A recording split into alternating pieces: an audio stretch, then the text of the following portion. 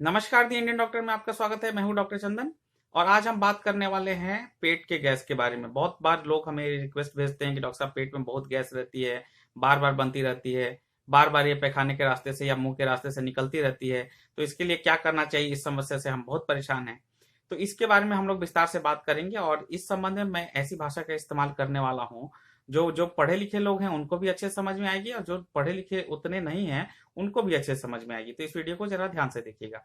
अब सबसे पहले बात करते हैं, अगर पेट में बहुत ज्यादा गैस है तो ये कहाँ से आई है। हो सकता है ये बाहर से आई हो या हो सकता है कि ये पेट के अंदर से ही ज्यादा बन के उत्पन्न हुई हो। तो सबसे पहले बात करते हैं कि बाहर से कहाँ से आई। बाहर से आने का स्रोत क्या है। तो जो आप खाना खाते हैं कई बार उसके साथ भी हवा आपके पेट में पहुंचती रहती है। कैसे पहुंचती है? अगर आप बड़े बड़े कौर बहुत खाते हैं, बहुत जल्दी जल्दी बहुत तेजी से खाना खाते हैं, सही तरह से उसे नहीं चबाते हैं या खाते समय बहुत ज्यादा बोलते रहते हैं, तो इसके साथ खाने के साथ आपके पेट में बहुत ज्यादा मात्रा में एयर कई बार चली जाती है। तो इसको रोकने के लिए आपको क्या करना है, खाने को अच्छी तरह चबा चबा कर खाना है और छोटे छोटे जो सामान्य आकार के कौर हैं वो इस खाने हैं। और साथ ही में आपको खाते समय बहुत ज्यादा बातचीत नहीं करनी चाहिए, खाने को आराम से प्रेम पूर्वक खाना चाहिए। दूसरी बात है कि बहुत सारी ऐसी चीजें हैं, बहुत सारे ऐसे पदार्थ हैं, बहुत सारे ऐसे भोज्य पदार्थ हैं जिनके थ्रू आपके पेट में गैस जाती है। इसमें कौन कौन से आते हैं? तो सबसे पहले तो स्मोकिंग जो आप करते हैं, सिगरेट पीते हैं, तो अंदर क्या खींचते हैं? हवा ही तो खींचते हैं। तो वो हवा कहाँ जाएगी? पेट में ही जाएगी। तो सिगरेट के थ्रू भी आपके पेट में जो है हवा चली जाती है, एयर चली जाती है, जो बाद में डकार के रूप में बार बार निकलती रहती है और लोगों को गैस संबंधी समस्या होती है। साथ ही में है जैसे कोल्ड ड्रिंक है, उनके थ्रू भी आप, कोल्ड ड्रिंक में भी बहुत ज्यादा मात्रा में हवा भरी हुई रहती है, जो आप देख भी सकते हैं, उसमें से बुलबुले निकलते रहते हैं। तो कोल्ड ड्रिंक के थ्रू भी आपके पेट में जो है हवा काफी ज्यादा मात्रा में है चली जाती है। इसके अलावा आप जो है च्युइंगम जो लोग बार बार चबाते रहते हैं, बार बार लगातार च्युइंगम चबाते रहते हैं, तो च्युइंगम चबाने की प्रक्रिया में भी बहुत ज्यादा मात्रा में हवा जो है पेट में चली जाती है। तो इसको रोकने के लिए क्या करना है? इसको रोकने के लिए च्युइंगम नहीं चबाना है, या अगर चबा रहे हैं तो थोड़ा बहुत कभी कभी कर लीजिए, ज्यादा नहीं कीजिए। और जिनको ये समस्या ज्यादा है उनको च्युइंगम बहुत बिल्कुल भी नहीं चबाना चाहिए। साथ ही आपको धूम्रपान करना बंद कर देना चाहिए और कोल्ड ड्रिंक जैसे पदार्थ, ऐसा कोई भी पदार्थ जिसके साथ हवा बहुत ज्यादा मात्रा में आपके पेट के अंदर चली जाती है, उसको नहीं लेना चाहिए। तो ये हुई पहली बात। अब आते हैं दूसरी बड़ी बात पे। दूसरी बड़ी बात कि पेट के अंदर से ही गैस बहुत ज्यादा मात्रा में बन रही है। अब ये गैस बहुत ज्यादा मात्रा में बन रही है, इसके भी कई कारण होते हैं।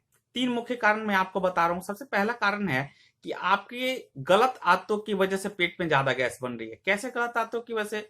जैसे कि आपका रोज का खाने का शेड्यूल है, मान लीजिए सुबह 9 बजे खाते हैं, फिर 2 बजे खाते हैं, फिर शाम को नाश्ता करते हैं, फिर रात को आप 8 बजे खाना पीना खाते हैं।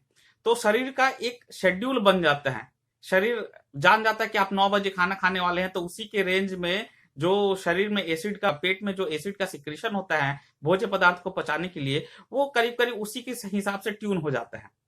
तो जब आप खाने पीने में गड़बड़ी करने लगते हैं, 9 बजे के बजाय आप 12-1 बजे खाने लगे, या सामान्यतः आप जो खाना खा रहे हैं उससे इतर कुछ खाने लगे, जो बहुत कॉम्प्लेक्स खाना खाने लगे, बहुत ज्यादा स्पाइसी खाना खाने लगे, तो इससे क्या होता है कि शरीर का रिदम जो होता है वो बिगड़ जाता है।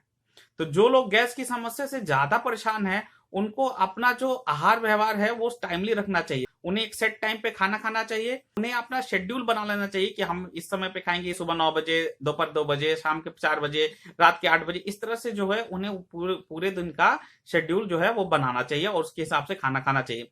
अगर आप इस रेगुलेटेड वे में खाना खाएंगे तो गैस बनने की संभावना कम रहेगी। दूसरी बात है, अगर आप पेट को बहुत देर तक खाली रखेंगे तो वो भी गैस आपके पेट में बहुत ज्यादा मात्रा में बनाता है। दूसरा बड़ा कारण है पेट में गैस बनने का कि आपके भोजन का सही तरह से नहीं पचना। अब भोजन सही तरह से कैसे नहीं पचेगा? तो भोजन ही आप ऐसा कर रहे हैं जो आपके शरीर में सही से पचने लायक नहीं है।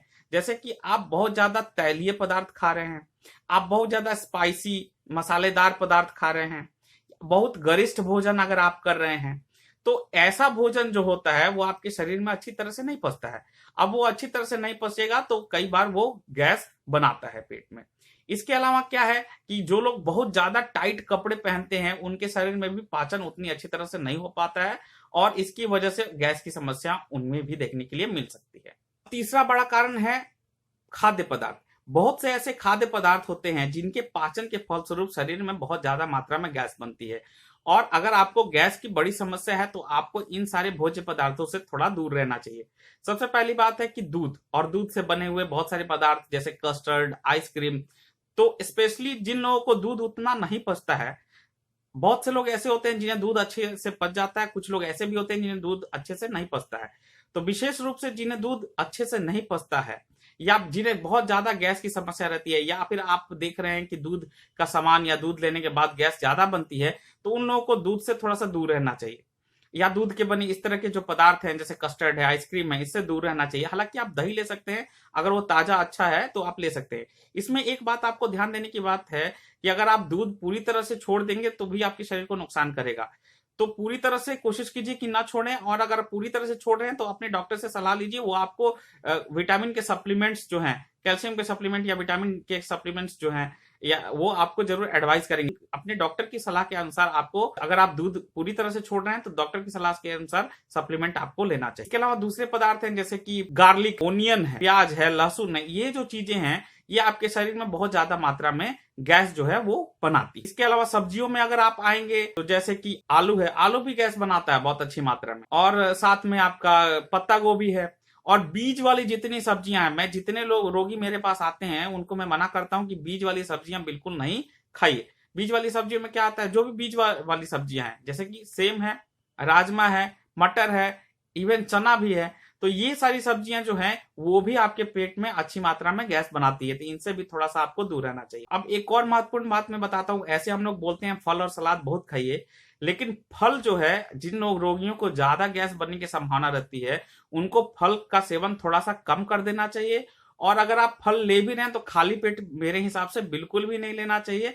और दिन में कभी कभार थोड़ा बहुत आप फल ले लिए, और स्पेशली जो ज्यादा छिलके वाले, रेसे वाले, ज्यादा कठोर फल हैं उन्हें थोड़ा सा वर्जित करने की कोशिश कीजिए। जैसे सेब हो गया, आम हो गया, तो इस तरह के जो फल हैं, कच्चे फल थोड़ा सा कम लेने की कोशिश करें। और साथ ही में हम लोग कच्ची कच्ची चीजें सलाद के रूप में लेने के लिए बोलते हैं, क्योंकि उनमें फाइबर होता है और आपके शरीर को बहुत तरह से फायदा पहुंचाता है। लेकिन जिन लोगों को गैस की ज्यादा समस्या होती है उन्हें कच्ची चीजें, फाइबर वाली चीजें भी थोड़ा सा कम लेनी चाहिए, क्योंकि ये चीजें भी आपके शरीर में गैस बनाती है। तो इन सब चीजों से अगर आप थोड़ा सा दूर रहेंगे। इसके अलावा होल ग्रेन्स जैसे कि गेहूं है, वो भी थोड़ा सा गैस बनाता है। कुछ केसेस में अदर होल ग्रेन्स जो है वो भी गैस थोड़ा सा बनाते हैं, तो उनसे भी अगर आप दूर रहे। साथ ही आप ये देखिए कि आपके खान पान में कौन सी ऐसी चीज है जो ज्यादा गैस बनाती है, उनसे आपको थोड़ा सा दूर रहना चाहिए। इसके अलावा क्या है कि दवाइयां हैं, कुछ दवाइयां जो हैं जो बहुत ज्यादा मात्रा में गैस बनाती हैं, इसीलिए हम लोग कहते हैं कि किसी भी दवा को बिना डॉक्टर की सलाह के मत लीजिए। जैसे सामान्य यूज में आने वाली जो दवाई, जैसे सबसे कॉमन क्या है, पेन किलर्स हैं, दर्द की जो दवाएं हैं वो कई बार बहुत गैस बनाती हैं, तो ऐसी दवाओं से भी आपको दूर रहना चाहिए। तो पहले हमने आपको बताया कि गैस बाहर से आई, दूसरा हमने बताया कि गैस जो है अंदर ही बहुत ज्यादा बन गई। अब एक तीसरा कारण भी होता है जो आपको परेशान करता है।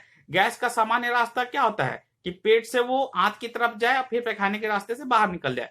कई बार ये गैस उल्टी साइड में जाती है, यानी पेट से आपके खाद्य नाल होते हुए आपके मुंह के थ्रू निकलती है।